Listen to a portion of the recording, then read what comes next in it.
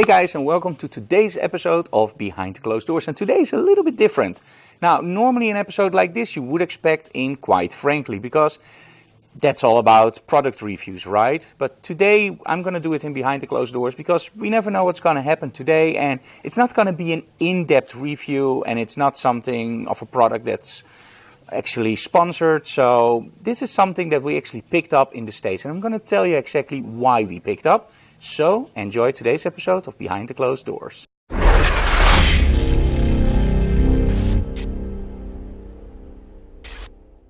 Okay guys, so today's product is something that I've been looking for a long time, and I have to make that a little bit different.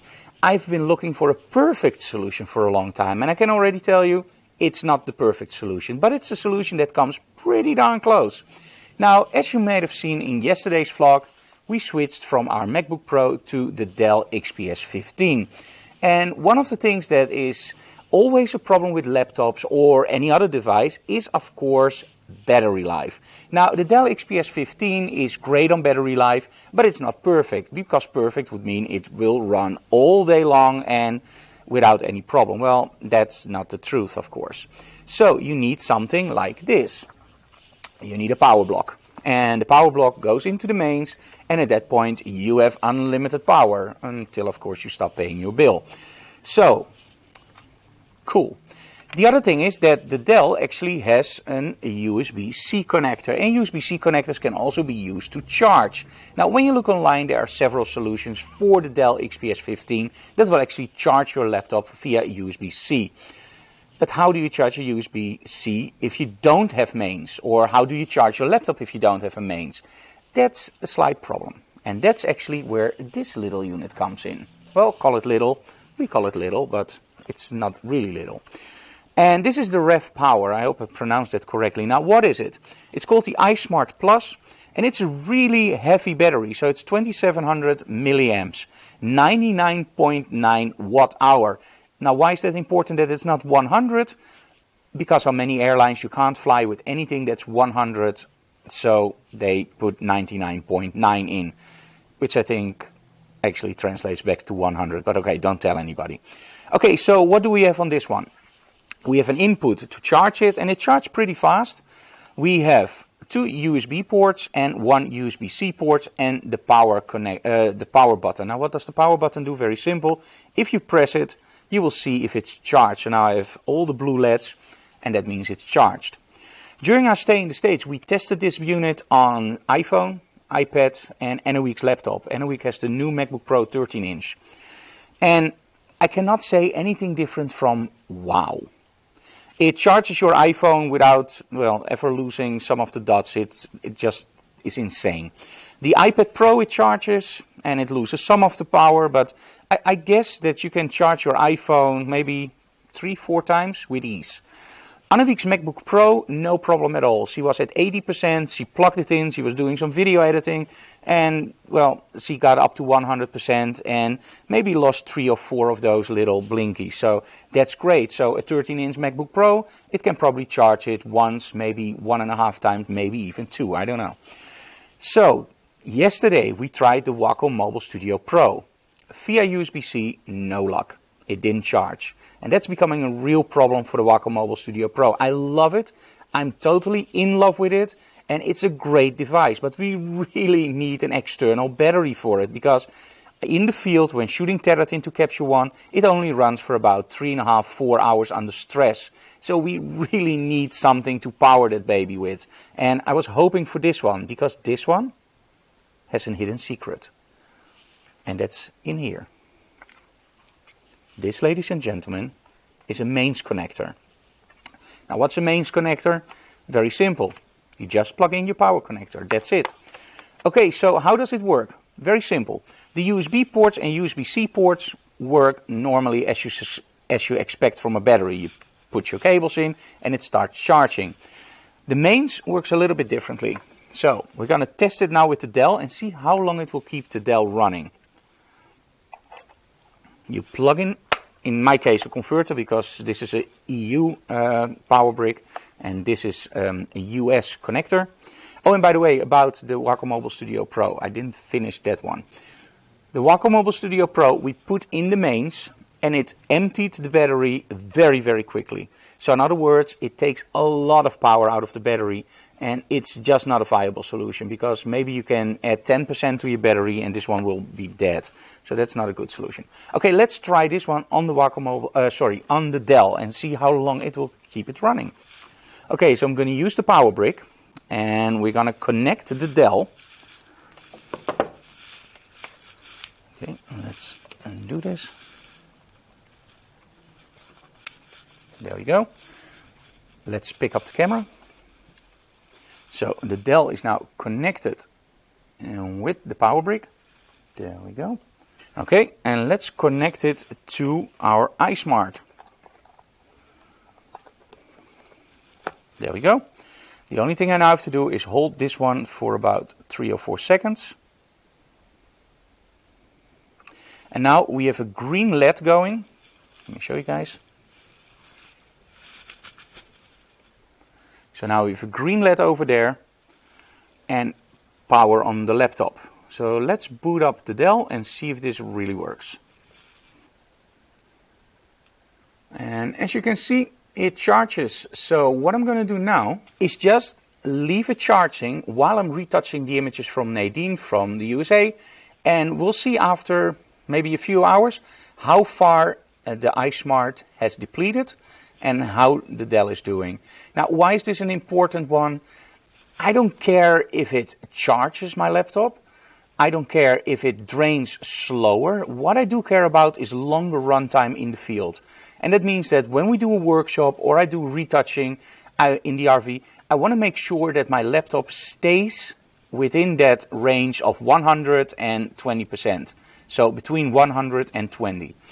And if a battery can help me by extending that life for 2 hours or 3 hours or 4, or if it can keep the laptop at 100% all the time until the battery is depleted, I take out the battery and I still have the internal battery, it doesn't matter for me as long as I get that extra time.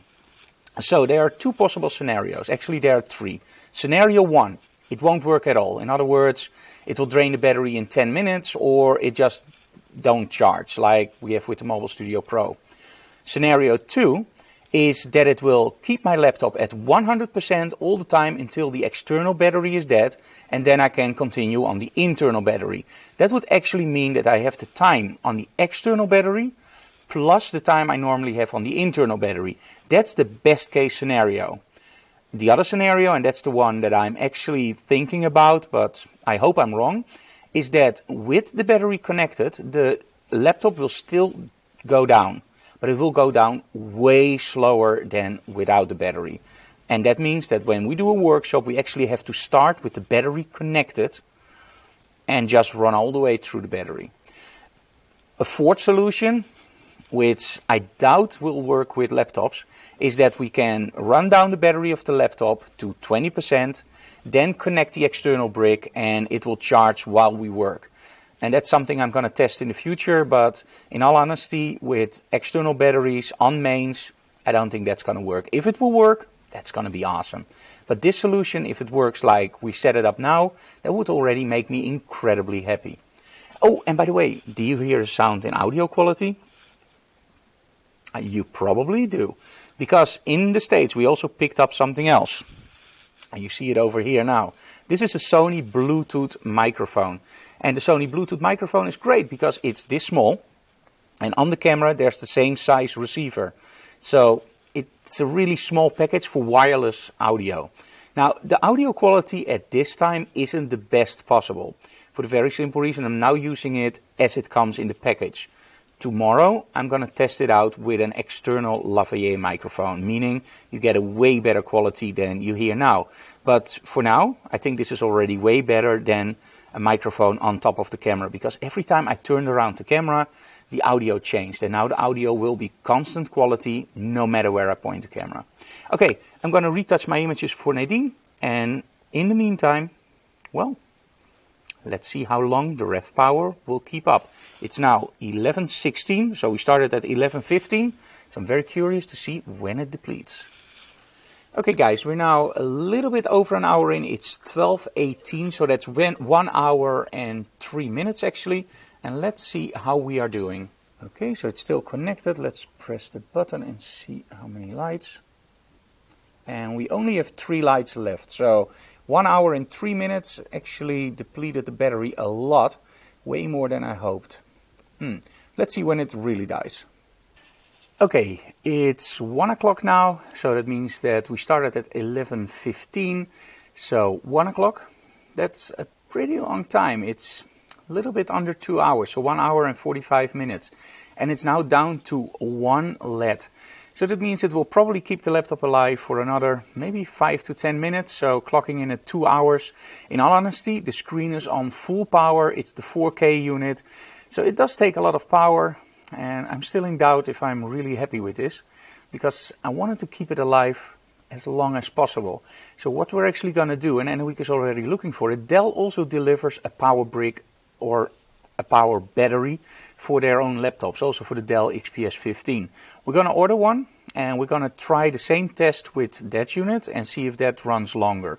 If it runs longer, that's great. If it runs the same time, that's a shame. What I'm going to try also is tonight I'm going to run down the battery of the XPS 15 and I'm going to see how fast it charges on the mains when the laptop is off. So maybe we can get it, for example, charged fully when the laptop is off. So I'm going to try some different scenarios. Up until now, down to 1, let me see. Yes, 1 blinking LED. So that means it's almost empty. I don't want to run it completely empty, so I'm going to stop the test here. And I'm going to give you my opinion on the unit. Okay, the RAVpower iSmart. Buy it or not?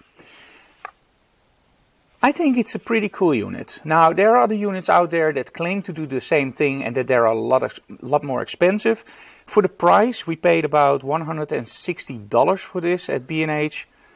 I think it's pretty good. It charges your iPhone, your iPad, it keeps your MacBookPro alive over USB-C, it keeps this one alive for, let's just round it up, almost 2 hours. Yeah, pretty good. We're still going to try the Dell solution to see if that keeps the laptop alive even longer, but overall, highly recommended, especially for the price. Great unit. You can use USB, you can use USB-C, and even a mains, so thumbs up. Impressive. Okay, I'm almost done with retouching the images from Nadine and they are absolutely beautiful. I will show you them in a slideshow right after the Behind the Closed Doors episode. But there's something else. Today, Capture One released a new version. And this new version is something that I've been waiting for a long time. I'm going to show you what it is now. Now, I love to tint my images. And normally that was a little bit slow and tedious. But now, look at this. You can just go over them. And literally, it goes blazingly fast now. This is a huge difference with before. Before it was okay, but it still was very slow. And this is just an enormous boost in performance. Well done, Capture One. This is something I've been waiting for, and it's absolutely awesome. And by the way, there are many, many more things improved in Capture One. So get the new release, and if you're still on 8 or 9, make sure you upgrade to 10. It's really worth the effort. I'm totally happy with this, because this is such a vital part of my workflow, and now it's so much faster. Awesome. Okay, as promised, here are some of the shots that we took with Nadine during our trip in the US. Now, part of this is Photoshop world and part of it is, of course, the workshop. Now, in between, when we were at different locations, we also took some shots. Now, what did I use? The Photix Mitros Plus and, of course, the Sony A7R II and the Odin on the camera to control the Photix. And the Photix is speedlights. So, enjoy our little slideshow, and after that, we're going to close this episode.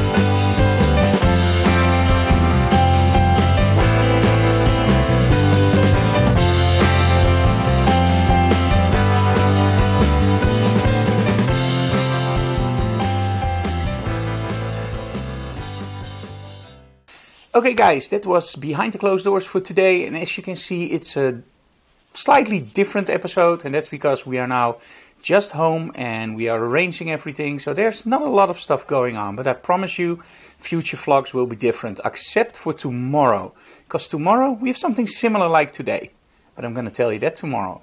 If you like what we do, please subscribe to our channel.